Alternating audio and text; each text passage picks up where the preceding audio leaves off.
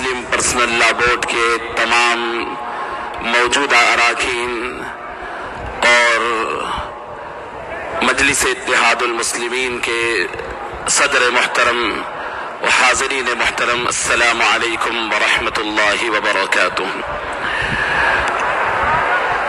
یہ زر کی جنگ ہے نہ زمینوں کی جنگ ہے، یہ زر کی جنگ ہے نہ زمینوں کی جنگ ہے، یہ جنگ ہے بقا کے اصولوں کے واسطے، یہ جنگ ہے بقا کے اصولوں کے واسطے۔ مختصر ترین وقت ہے، میں 2-3 باتیں آپ حضرات کے گوش گزار کروں گا۔ اپنی بات میں ایک مختصر سے اور نصیحت آمیز واقعے سے شروع کرنا چاہتا ہوں۔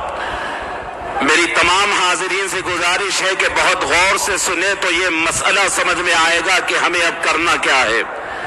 ایک شخص تھا جس کے پاس بڑی خوبصورت بانگ دینے والا ایک مرغ تھا۔ وہ مرغ کی اچھی پرورش کرتا، لیکن اچانک اس کی نیت خراب ہوئی کہ میں اس مرغ کو ذبح کر اپنا لقمہ بنا لوں اور اپنے دسترخوان کی زینت بناؤں۔ چونکہ مرغ کو بڑا محبت سے اس نے پالا تھا، نیت خراب ہونے کے بعد اچانک مرغ کاٹ کر کھانے کی ہمت نہیں ہوئی۔ جا کر مرغ کے پاس کہنے لگا کہ تو روزانہ صبح میں فجر سے پہلے جو اذان دیتا ہے، اس اذان سے میری نیند خراب ہو جاتی ہے۔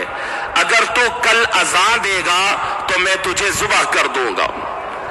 وہ روزانہ عادت کے مطابق فجر سے پہلے مرغ اٹھتا ہے اور پھر اذان دینا اس کی عادت ہے، لیکن اب ڈر گیا کہ اذان دوں تو پھر مجھے مالک کاٹ دے گا، تو وہ اذان دینے کے لیے اپنی آواز پست کر بڑی مشکل سے اپنی آواز کو دبا لیا۔ لیکن آواز دبانے کے ساتھ دبی ہوئے گلے سے اس کی تھوڑی تھوڑی آواز نکلی، اور یہ مالک نے سمجھا کہ یہ سمجھ گیا ہے، لہٰذا اس نے دوسرے دن کہا کہ اب اگر تو کل فجر کے وقت اٹھے گا بھی، نیند سے اٹھ کر پھڑپھڑائے گا بھی، اس سے بھی میری نیند خراب ہو رہی ہے، میں تجھے ذبح کر دوں گا۔ وہ مالک نے کہا، اور اس نے سنا اور کہا کہ اب اٹھ بھی گیا فجر سے پہلے، تو وہ اپنے پروں کو سکیڑ کر کے جان بچانی ہے بچ کر کے بیٹھ گیا۔ مالک نے دیکھا کہ یہ ہوشیاری سے بچ گیا ہے۔ تیسرے دن پھر مالک نے آ کر کہا کہ ٹھیک ہے، اب تیرے اوپر ایک اور شرط ہے کہ تو اگر کل مرغ تھا، یعنی نر مرغ تھا، اس کو کہتا ہے کہ کل اگر تو انڈا نہیں دیتا ہے تو میں تجھے ذبح کر دوں گا۔